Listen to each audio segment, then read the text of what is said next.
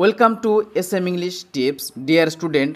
আজকের এই ভিডিওতে আলোচনা করব ক্লাস 12-এর থার্ড সেমিস্টারে একটি কবিতা আওয়ার ক্যাশোরেন ট্রি কবিতাটির সারমর্ম বা বিষয়বস্তু।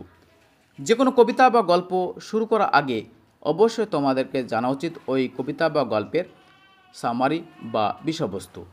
তো আজকের ভিডিওতে তোমাদের সামনে সেটাই শেয়ার করব, আওয়ার ক্যাশোরেন ট্রি কবিতাটির বিষয়বস্তু বা সার সংক্ষেপ। তো ভিডিওটা শুরু করার আগে বলি যে আমাদের চ্যানেলে তোমরা সমস্ত রকমের কবিতা বা গল্পের প্রতিটা লাইন বাই লাইন এক্সপ্লেনেশন সহকারে বুঝতে পারবে, বোঝানো হয় এবং সমস্ত নোট। তাই অবশ্যই চ্যানেলটিকে এক্ষুনি সাবস্ক্রাইব রাখবে, এই ভিডিওটি শেয়ার করে অন্যকে দেখার সুযোগ করে দেবে। তো চলো শুরু করি আজকের মেন ভিডিও। আওয়ার ক্যাশোরেন ট্রি হলো বিখ্যাত ভারতীয় কবি ও অনুবাদক তরু দত্তের লেখা একটি কবিতা। এই কবিতাটি প্রকাশিত হয় 1881 সালে ancient ballad and legend of Hindustani.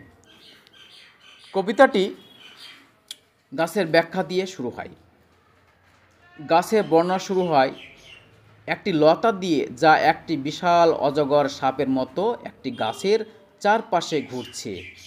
গাছটি খুব রুক্ষ, অনেক গভীর ক্ষত রয়েছে এবং এটি এত বড় যে কখনো কখনো মনে হয় এটি আকাশের তারার কাছে পৌঁছেছে।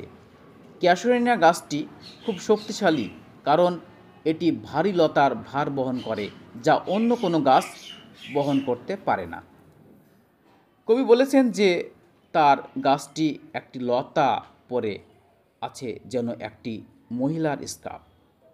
গাছটির চারপাশে সুন্দর সুন্দর ফুল ঝুলছে, যা প্রায়ই সুন্দর পাখি ও মৌমাছিদের আকর্ষণ করে।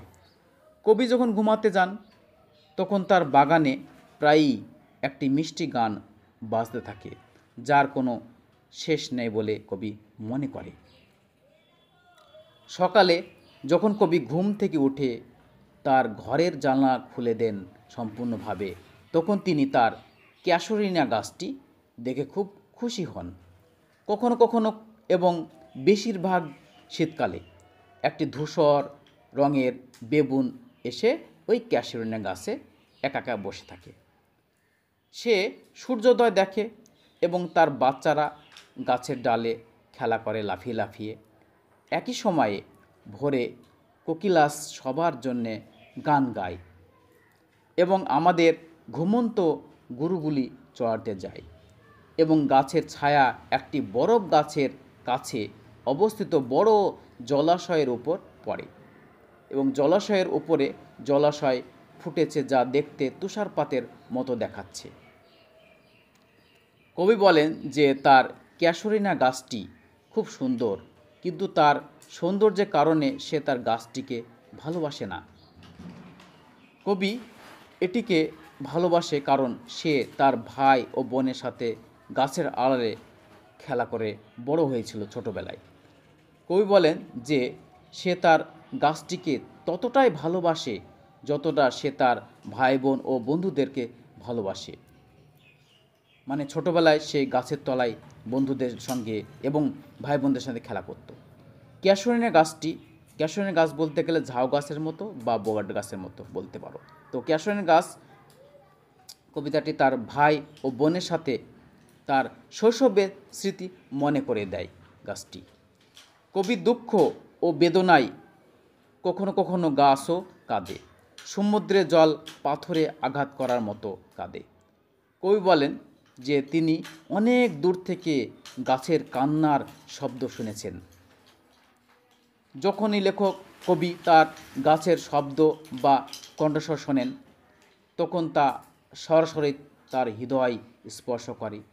কখনো কখনো গাছের শব্দ কবির অন্তরাত্মাকে স্পর্শ করে, যা তাকে তার সুন্দর শৈশব জীবনের কথা মনে করিয়ে দেয়।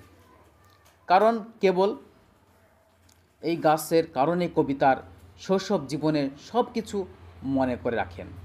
তাই তরু দত্তের কাছে তার এই গাছের জন্যে একটি সুন্দর গান লিখতে চান কবি গাছটিকে বলেন যে যারা এখন পবিত্র ঘুমে আচ্ছাদ্য বা ঘুমিয়ে আছে তাদের কাছে কবি প্রিয়। এখানে কবি তার ভাই এবং বোনের কথা বলেছেন যারা আর এখন নেই, মানে মারা গেছে। কবি তার গাছটিকে বলেন যে আমি তোমার জন্য একটি গান লিখেছি যা তোমাকে অমর করে তুলবে।